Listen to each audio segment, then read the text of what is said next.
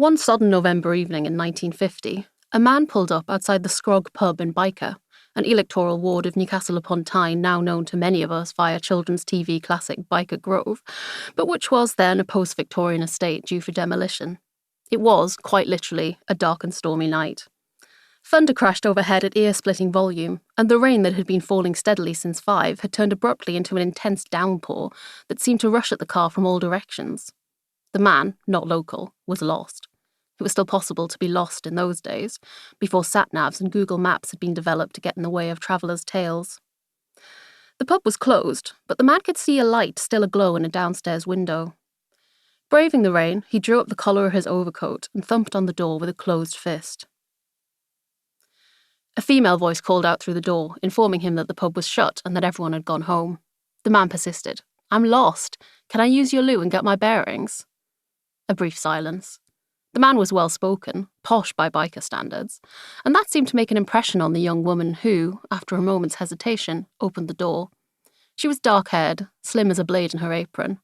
There was nothing to suggest she'd borne 2 children already, a war bride like so many others. The man craned his neck to look past her and saw a second girl, the pair of them obviously cleaning up after a night spent fielding dockyard hands and drunkards. 2 people in the pub then, he thought. Of course, he was wrong. This is a ghost story. The man thanked the 2 cleaners and followed their directions to the gents. 30 seconds later he was back, wild-eyed, his flies undone. "I thought you said you were closed," he said, high-pitched and harried. The girls laughed. The dark-haired one was called Polly and she was my grandmother. This was one of her stories. She died in 1999, but the story rumbles dutifully on. "There's a bloke in the loos," said the man. "Either you've missed a punter or someone's broken in." "Oh, that's just Charlie," Polly told him. "Don't mind him." The man minded. He left a pace, without having found either his bearings or his equilibrium. This particular visitor, discombobulated and out of his element, didn't stop to tell Polly what he had seen in the gents, but he didn't need to. Polly had heard the story many times before. One moment, the loos would be empty of everything but a row of urinals and a stale smell. Then, a customer going about his business would look up to see an old man in the corner, wearing an overcoat and flat cap, grey-faced, watching. His stare was intense and disconcerting. If the customer spoke, his ensuing silence was more disturbing still, setting the hairs prickling on the nape of his neck.